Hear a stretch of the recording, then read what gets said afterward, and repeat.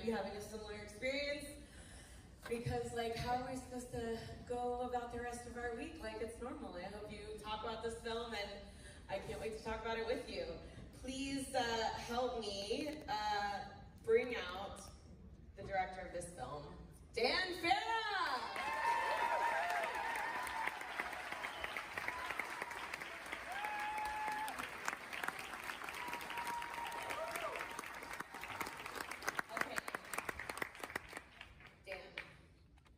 This is unprecedented. Yeah, let's do it. But first, before we bring some fire, just some folks I just want to thank. Yes, of course. Starting with you and South by Southwest.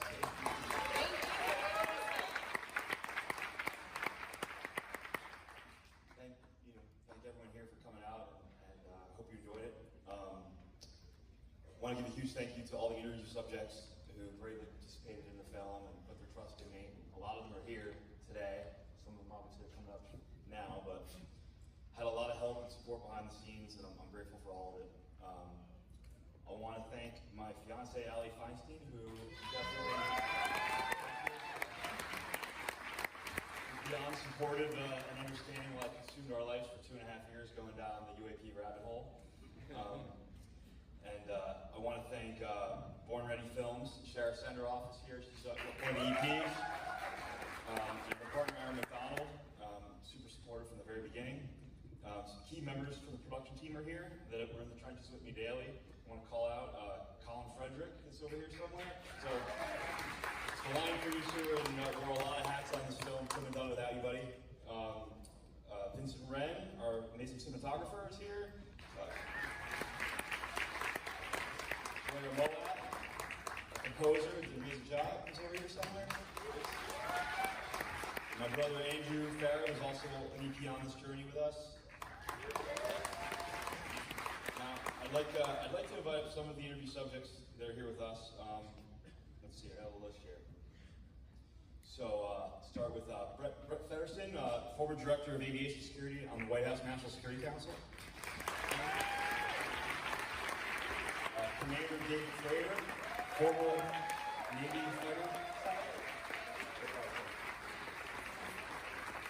David Frater. We got Dr. Gary Nolan, Stanford University School of Medicine, who was advisor to the CIA, ATIP, and the UAP Task Force on biological effects of UAP. Jay Stratton, former director of the UAP Task Force.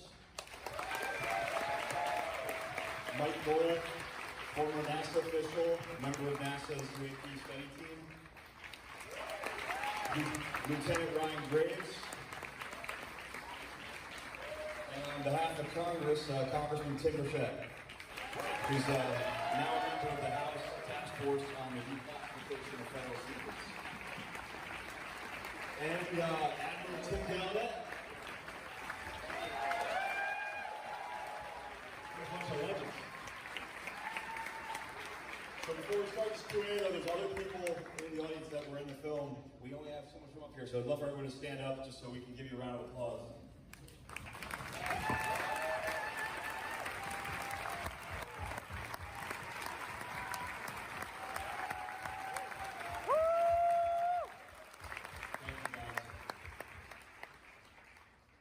So yeah, before we start, I'm just so grateful that all these guys and everyone here and everyone who couldn't be here put their trust in me and are comfortable doing this and bringing this information out to the public.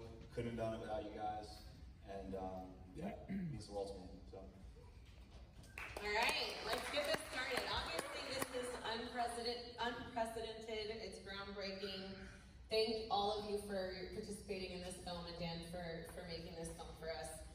This is obviously something that we could talk about for hours and hours, about all the things that you learned through the process of making the film. But now that it's been shown for the first time, what do you feel like is the most surprising realization for you?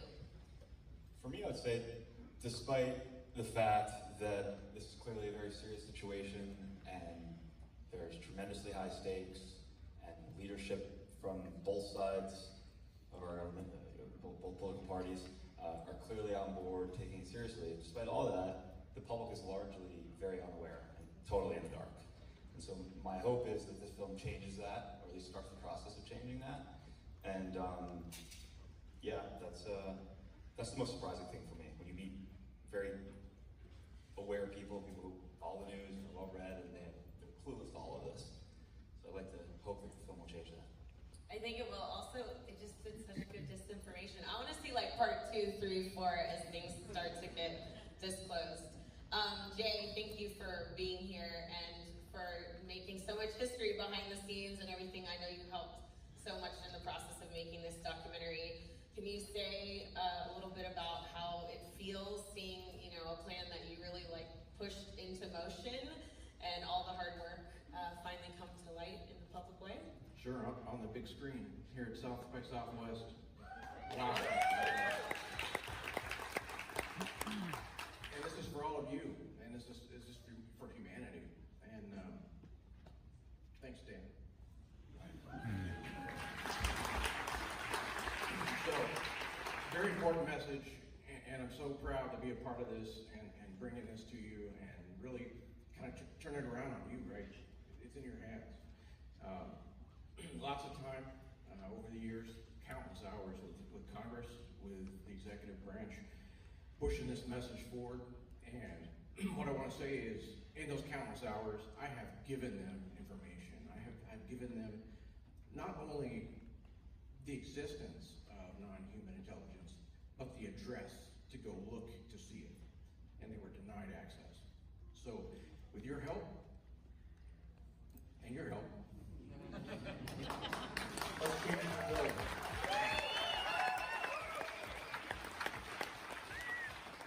Oh yeah. Commander Fravor, you are, I think, the only Navy fighter pilot that I know about who seems super chill and calm, like chasing a UFO. When you were chasing them, being that calm, what is the thing that makes you feel like the most worried about this topic? Well, I will say, it's 20 years ago. We didn't have the technology then. We don't have it now. We're not going to have it 10 to 20 years from now. So that's disheartening right now. What's the worst fear is that if an adversary gets it, North Korea, China, Russia before us, because it is so game-changing and it'll basically take everything that we have today and make it obsolete. Terrifying. We're not ready. Congressman Burchett. Burchett? All right, thank you. Thank you for correcting me. Obviously, yes. Hell yes, we're so happy that you're here. Clearly, this topic, like we've said, is a bipartisan one. Do you feel like that should help us to feel maybe a little bit optimistic about what you and your colleagues in Congress can do and that you might be successful? Sure, but I don't trust anybody, so. Very Texas. I'm the reason we had the committee, the hearing in the House. I raised hell, and I was told I was going to be chairman up to, I think, 18 hours before, and then all of a sudden I wasn't chairman. You never see me sitting in the chairman's thing, so there's a lot of things that work in all this, and it has nothing to do with party loyalty or anything like that. It's greed, power, it's corruption, it's everything that runs from Washington, D.C. And I am one of those crazy Christians in the world. I mean, I'm a fundamentalist. I believe Jesus died on the cross for my sins, and I don't hate anybody that doesn't. But wait a minute, I'm not going to have an offering or altar. But I just, I've said this before, and I'm going to say it one more time. Every night I go out and I take my dogs out to go to the bathroom. They go at 2 o'clock in the morning. They won't go like everybody else. And I look at those stars and I think, wow, the light from those stars left there before the time of Christ and the vastness of God's great universe. It's more than I can comprehend. And I just, I don't fear them. I think it's just another one of God's creations. And I go to my deathbed thinking that. And I thank you for making this wonderful film, brother.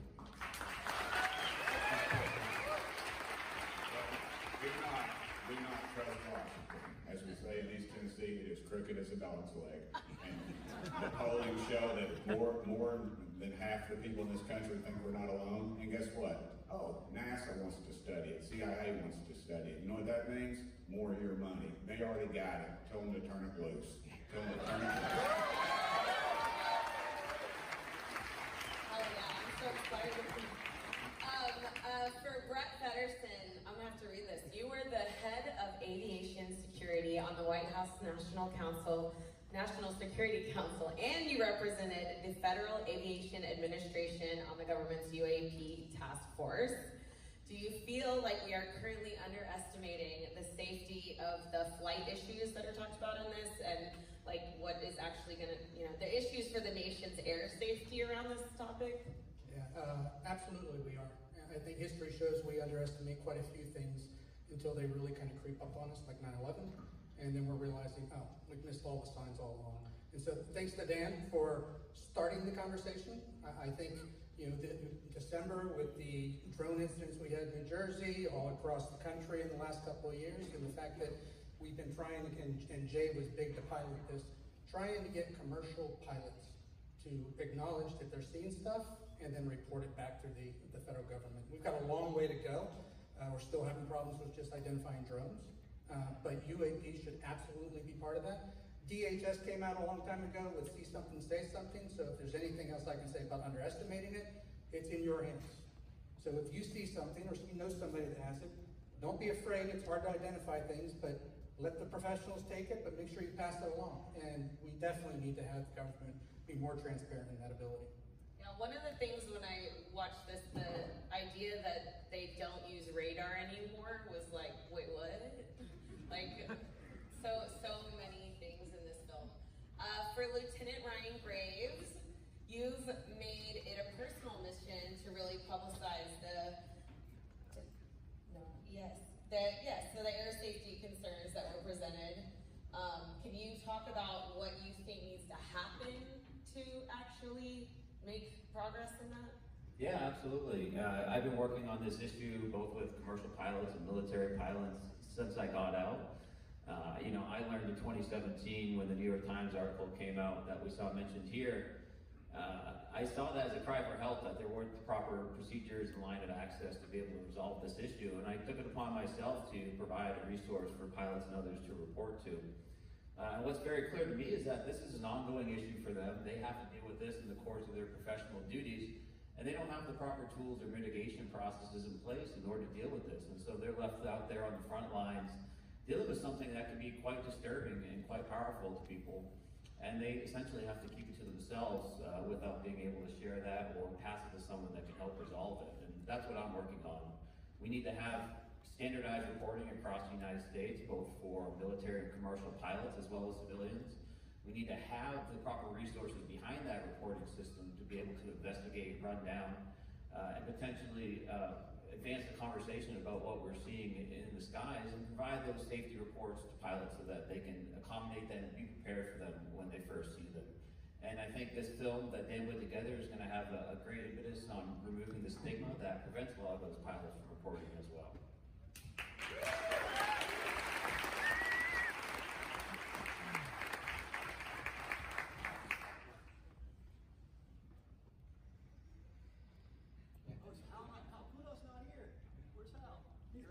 He's there, come out! I was like, wait a second, I don't think he's here.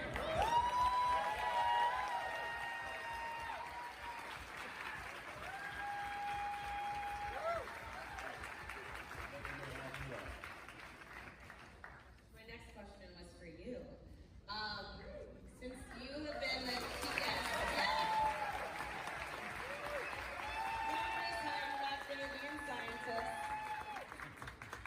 scientist. Yes, we're so glad that you're here. Okay, as a chief scientist at ATIP, I know you know better than anybody the breakthrough technology could be used for good or bad.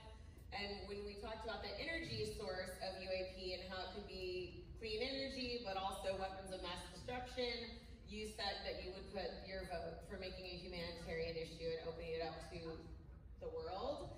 Do you think that humanity can handle that responsibility?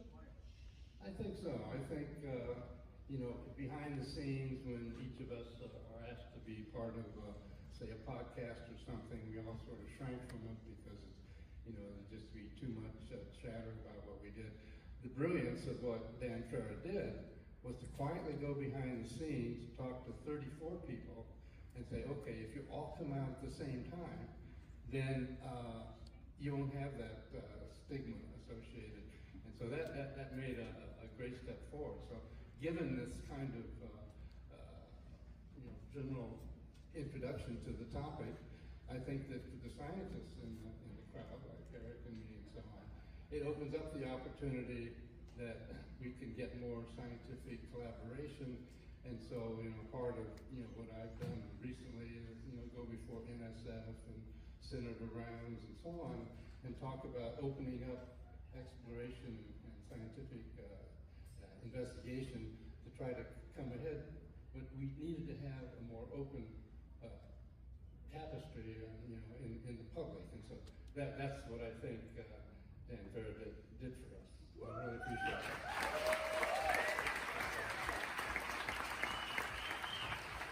Can I have all y'all just take a little bit of step away from the screen for me? I know you're making my projectionist nervous.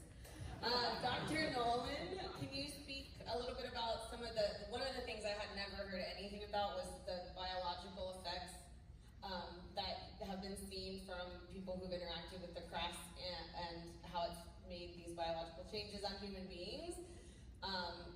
What are you hoping that comes out of the public being more aware about that piece of information? Well, I think the first part of it is that, our servicemen and women and intelligence community operatives are being put in harm's way often at, even though they don't even know what's being done to them. And that offends me deeply as a scientist and somebody who works in medicine regularly. I mean, it was basically how I got brought into this, was being shown the kind of data that had people who clearly were harmed. You just can't argue with it. And what was fascinating was, and this sort of gets back to the theme of stigma, when I approached some of my dearest colleagues at Stanford saying, hey, here's this data, I've been allowed to share it with you, and they asked, well, how happened? I said, well, it was UFOs. Oh my God, it was like, I'm sorry, I have something to do. But what was fascinating, though, and I think that this film is really going to help that, is this put together a consistent story told both with emotion and facts. And the facts aren't just these events happen, but here are the conclusions that we have actually dared to come to about what they are. And that's going to help me trying to convince my colleagues, both at Stanford and through, say, the Soul Foundation, the other things that we're doing, to feel more comfortable to come forward themselves. So this has done a great service, I think, Dan, what you've done here, not just to the community at large, but to the academics that I try to serve.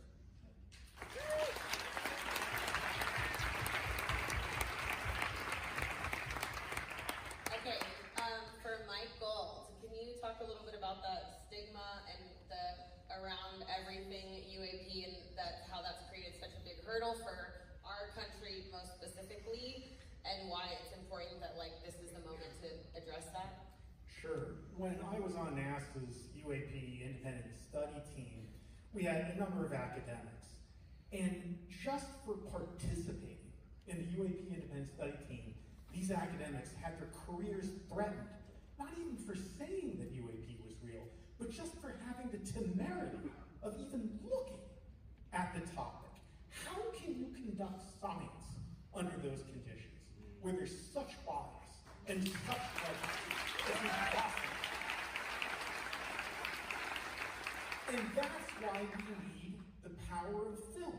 What Dan has done, and the heroes of this stage have enabled, is to create a documentary, the power of film, the South by Southwest, putting it forward, to push back on that stigma, to acknowledge the reality. We look at the power of an inconvenient truth, of what that documentary did. Well, here's a really inconvenient truth. And thanks to Dan, we're pushing back. But let this film be a call to action.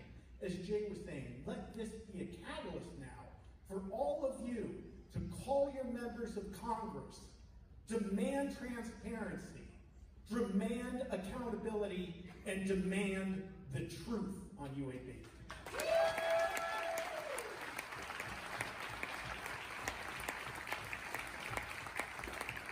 Okay, for Tim Gallaudet, we've spoken a lot about, obviously, everyone was very aware of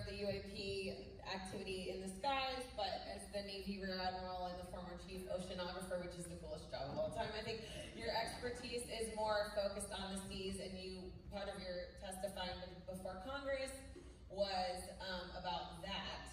Can you talk a little bit about what you think should happen next with regards to that, and if you think like what is happening down there is as shocking as what's happening up here and we just don't know yet?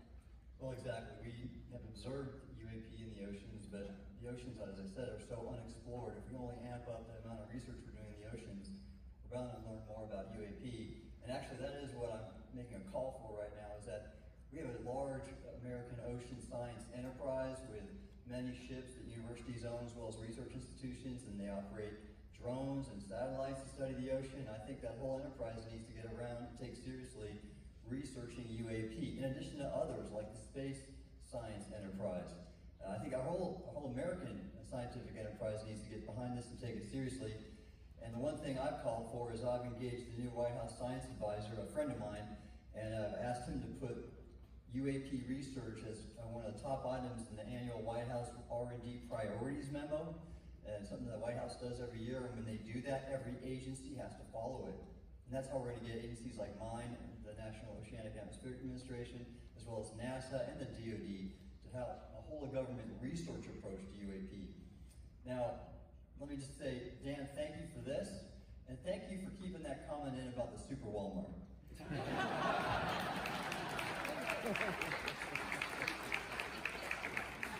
love that. Dan, I'm going to pass it back to you to wrap us up. What do you want to leave us with on this one? Well, one positive from the report, I've been told by a few leaders in the current administration that the age of disclosure is playing a key role in their own efforts internally to disclose the truth.